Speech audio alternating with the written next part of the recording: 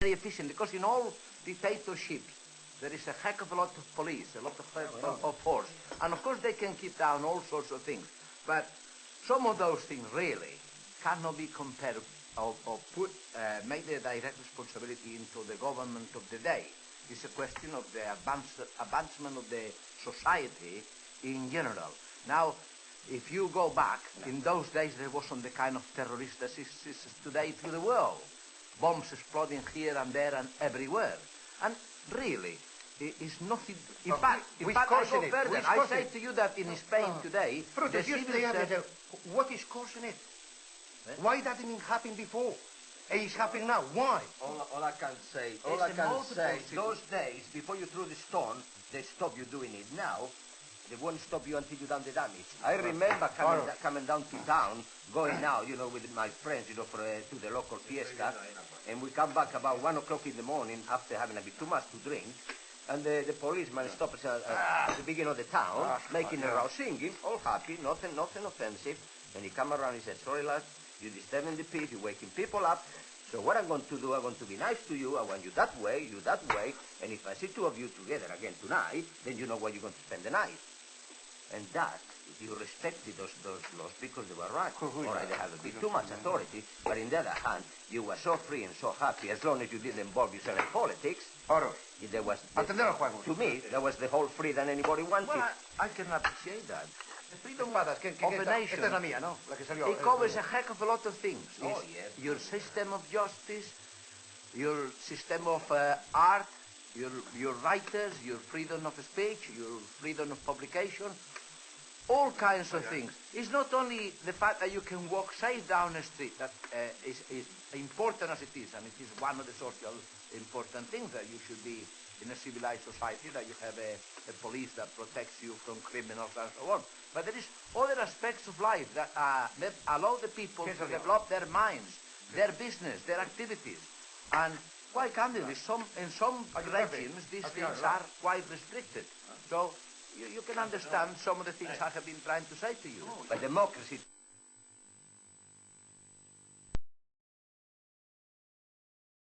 off your windows at night to go to sleep when it's hot, that to me, I don't want that democracy.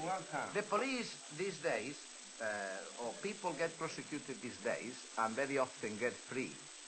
And the reason for this, it has to be well understood, is that rather than commit to prison somebody on the doubt or on the evidence which is not too strong, they let them go free. In the dictatorships, those fears don't exist.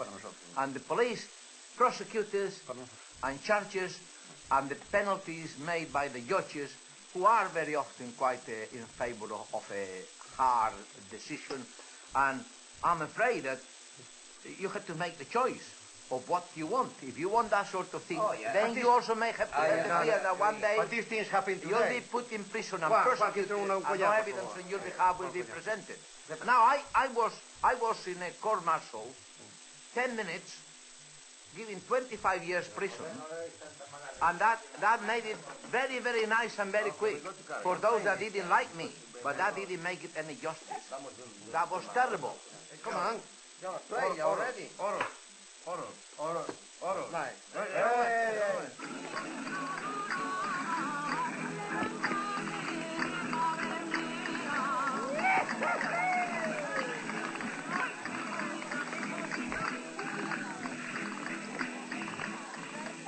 When I was young and at school, it was very difficult to be foreign because children were very cruel and everything. And I really tried to be as English as possible, worked on my accent and everything to overcome all the prejudice that, was thrust upon me in those days. And really, I did really want to be English. Now I'm proud of being Spanish and everything else. And in my teens, I just purely wanted to be English, one of the English girls. But somewhere along the line, I fell in love with my husband, who was Spanish, and I met in England. It wasn't premeditated or anything like that.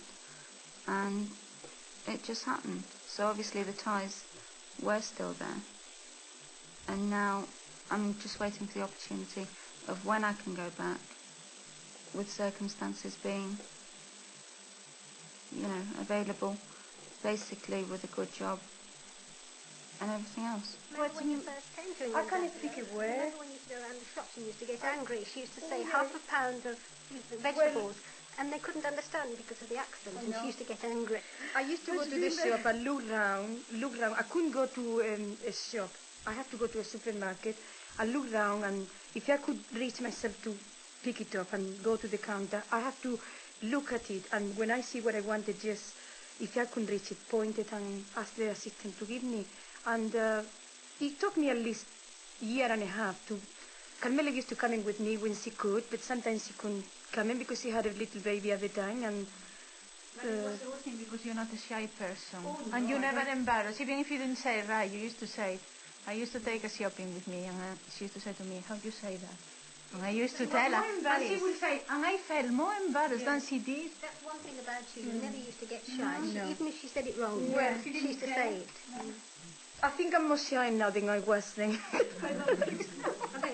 Carmela used to get very embarrassed. I used to say to her, tell me how to say, and she used to say to me, I can't tell you. And I remember the one day, do you remember the day when we went to the hairdresser, and it was a lady, she was expecting a baby, and I wanted to know how to say that, and you say, I can't tell you because everybody's around and they will hear it. I said, but you tell me, and she wouldn't tell me. I used to feel embarrassed speaking Spanish between us because everybody used to stare at you, especially in those days. Now there's so many foreigners here. But before, when you used to speak, and everybody was looking round to see where's that voice coming from. Yeah, but it's funny, it happened that to me now, when I'm going back to Spain, if you speak in the shop, they turn round. I suppose you had a bit of accent mix, isn't it? And when you go to Spain, people look round as well. As here, in here they do. They look, as soon as you open your mouth, they look round to see who you are. Yes, but not as bad as it used to be. Just 20 years ago, there wasn't so many foreigners here. As soon as they heard saying something, they were all looking. I was so embarrassed. I didn't want to see foreigners here now, but before it's different.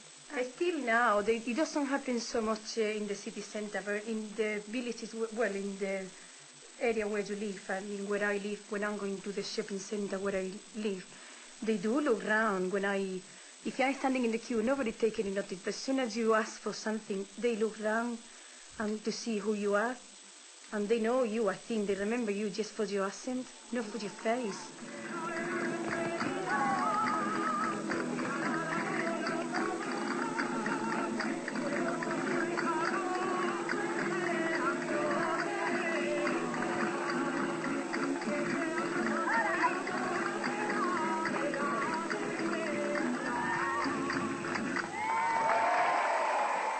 Normally, the Spanish people coming here are educated in the Catholic faith. And when they came into England, they try to find somebody to live the way of life they are learning in Spain. Somebody found me in the Mont Saint Bernard Abbey when I was there, and they told me, why don't come and work with us to help us to make Spanish society living like if we are in Spain. I asked the permission from the Spanish Catholic authorities, and they give me this permission. And at this moment, they nominated me like a social worker to help the people in the needs they find. I can help them more than in just Christian or like a priest. I opened school in Derby, Nottingham, Leicester, Loughborough, Coventry, Oxford, Birmingham, High Wycombe, Cambridge, and the Spanish authorities sent to England the people, the Spanish teachers, properly, professional, and they start to teach the Spanish culture to the Spanish children.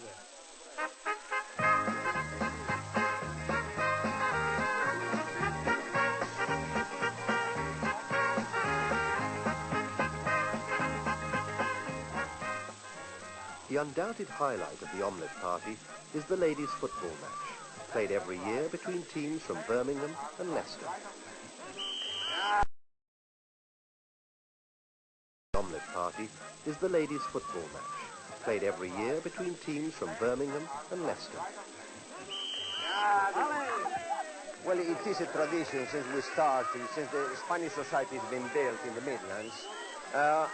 It originally started between actually Leicester and the Leicester region and the Birmingham region. And since then, the cup has been passed from hand to hand, although Birmingham has won it most times.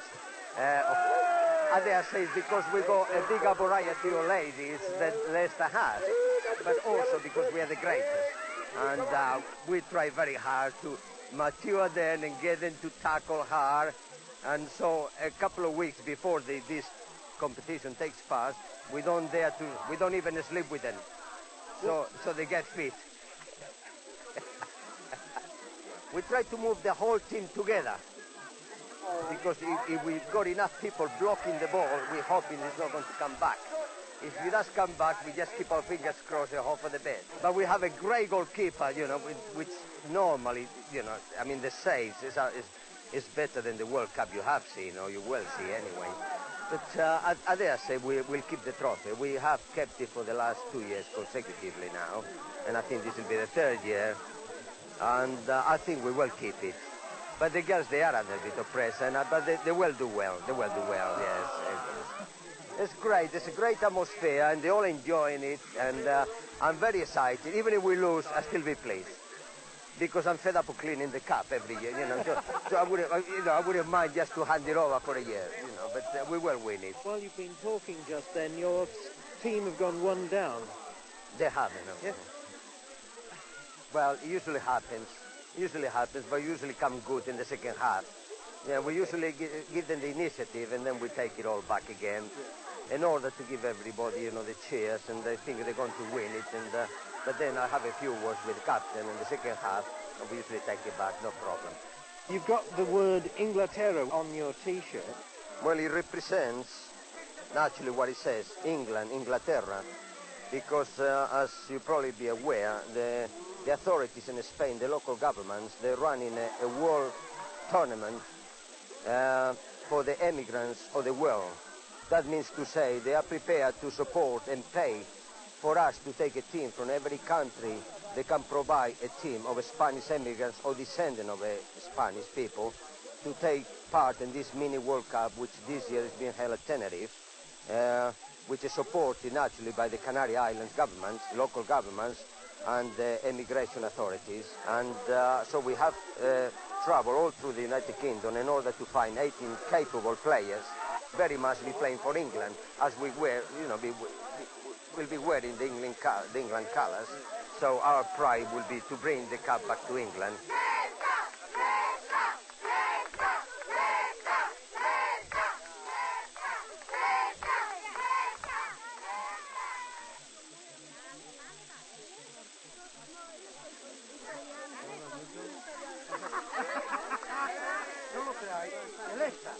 Por una de las primeras veces se lleva el trofeo. A los campeones.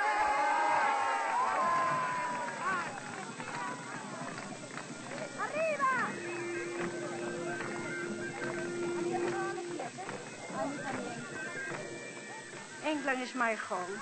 I cry for Spain for so many years.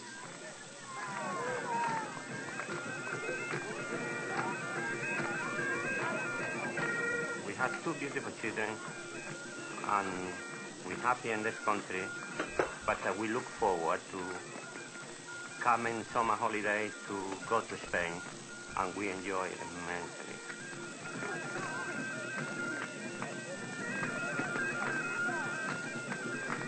And my aim, despite all the three children we married in England, we try to go back to Spain and live 6 months there, 6 months here, or vice versa.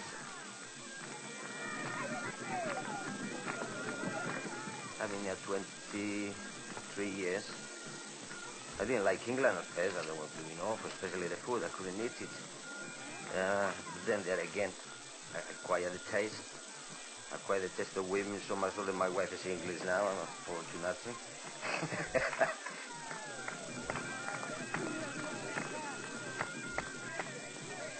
And here we are, settled in England, with a nice family, very nice, 2 great kids, and that's my future. But in the back of my mind, as well as my children, even today, our only dream is to go back home one day.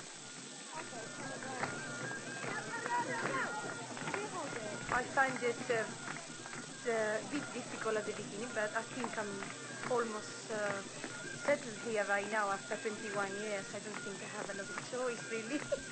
And but Spain is still my own home. I always think it's my home, but this is my second home. 2nd century AD, the heat is definitely on.